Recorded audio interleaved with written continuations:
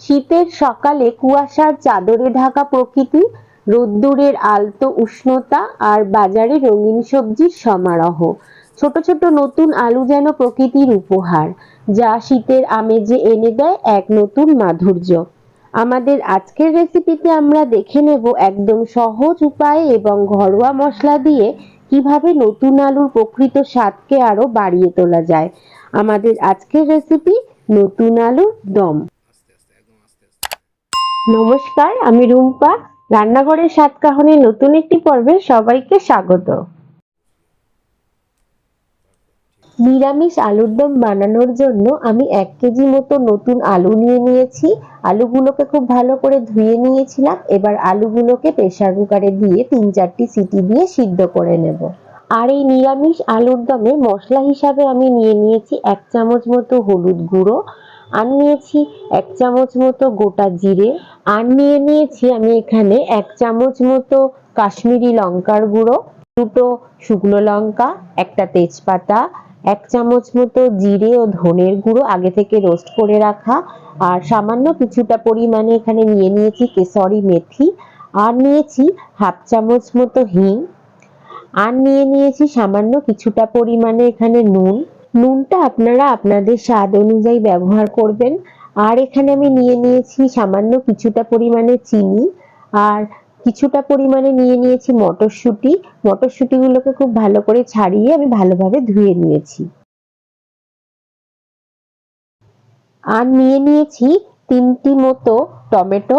টমেটোগুলোকে আমি খুব ভালো করে ধুয়ে নিয়ে ছোট ছোট টুকরো করে কেটে নিয়েছি। আর কিছুটা পরিমাণে নিয়ে নিয়েছি এখানে আমি ধনেপাতা। ধনেপাতাগুলোকেও খুব ভালো করে আমি ধুয়ে নিয়েছি। আর 2 ইঞ্চি মতো আদা ও 4-5টি কাঁচা লঙ্কা।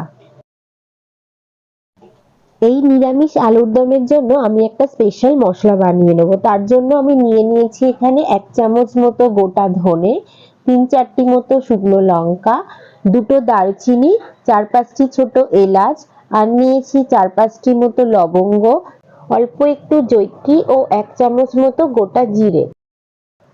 এখন আমি প্রেসার কুকারের মধ্যে আলুগুলোকে দিয়ে দেব। তারপর 4-5টি মতো সিটি দিয়ে আলুগুলোকে খুব ভালো করে সিদ্ধ করে নেব, এবং এই সময় আমি দিয়ে দেব 1 চামচ মতো নুন। তারপর প্রেসার কুকারের ঢাকনাটাকে বন্ধ করে আমি আলুগুলোকে সিটি দিয়ে নেব। দেখুন আলুগুলো সুন্দর সিদ্ধ হয়ে গেছে। এবার আমি একটি পাত্রের মধ্যে আলুগুলোকে ঢেলে নেব। তারপর খুব ঠান্ডা জল দিয়ে আলুগুলোর খোসাগুলোকে আমি ছাড়িয়ে নেব। এদিকে মিক্সিং জারের মধ্যে আমি 2 ইঞ্চি মতো আদা নিয়ে নিয়েছিলাম। সেই আদাগুলোকে ছোট ছোট টুকরো করে কেটে নিয়েছি ও 4-5টি মতো কাঁচা লঙ্কা দিয়ে সামান্য একটু জল দিয়ে একটা মিহি পেস্ট বানিয়ে নেব। এখন আমি ওভেনে একটা পাত্র বসিয়ে নিয়েছি। পাত্রটা একটু সামান্য গরম হলে আমি স্পেশাল মশলার জন্য যে সমস্ত উপকরণগুলি নিয়েছিলাম সেগুলি সমস্তটা দিয়ে এদিক ওদিক করে নাড়িয়ে হালকা একটু ভেজে নেব, এবং মশলা থেকে যখন সুন্দর একটা গন্ধ বেরোবে তখন মশলাটাকে আমরা একটা পাত্রের মধ্যে ঢেলে নেব।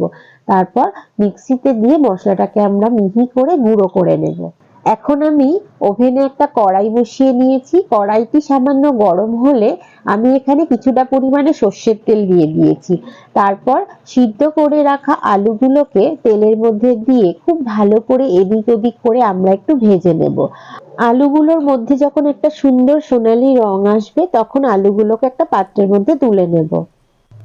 আলুগুলো সমস্ত ভাজা হয়ে গেছে। এবার আমি ওই তেলেই ফোড়ন দিয়ে নেব। তার জন্য দুটো শুকনো লঙ্কা, একটা তেজপাতা ও সামান্য একটু জিরে দিয়ে খুব ভালোভাবে এদিক ওদিক করে নাড়িয়ে তারপর আমি দিয়ে দেবো এখানে 1/2 চামচ মতো হিং। হিংটাকেও খুব ভালো করে তেলের মধ্যে মিশিয়ে নেব, এবং তারপর দিয়ে দেব আদা এবং কাঁচা লঙ্কার পেস্ট।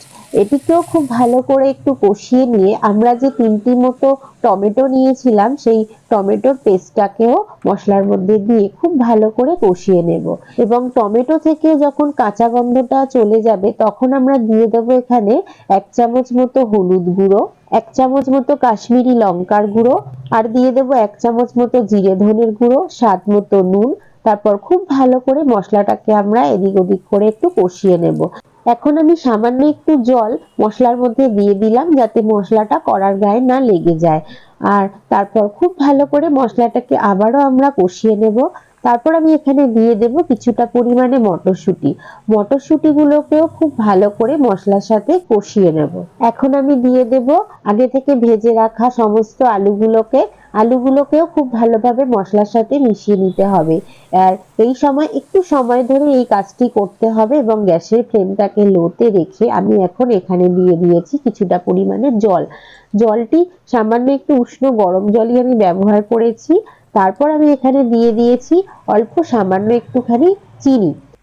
তারপর খুব ভালোভাবে একটু মেশানো হয়ে গেলে আমরা এখানে দিয়ে দেব 2 চামচ মতো আগে থেকে রোস্ট করে রাখা যে মশলাটা আমরা বানিয়েছিলাম সেই মশলাটি। তারপর খুব ভালো করে ওটিও মিশিয়ে নিয়ে দিয়ে দেব সামান্য কিছুটা পরিমাণে কেশরি মেথি। এটিকে হাত দিয়ে আমি খুব ভালো করে ঘষে তরকারির উপরে ছড়িয়ে দিলাম। তারপর আবারও খুব ভালোভাবে কেশরি মেথিটাকে তরকারির সাথে মিশিয়ে নেব এবং সবশেষে দিয়ে দেব কিছুটা পরিমাণে কুচিয়ে রাখা ধনেপাতা।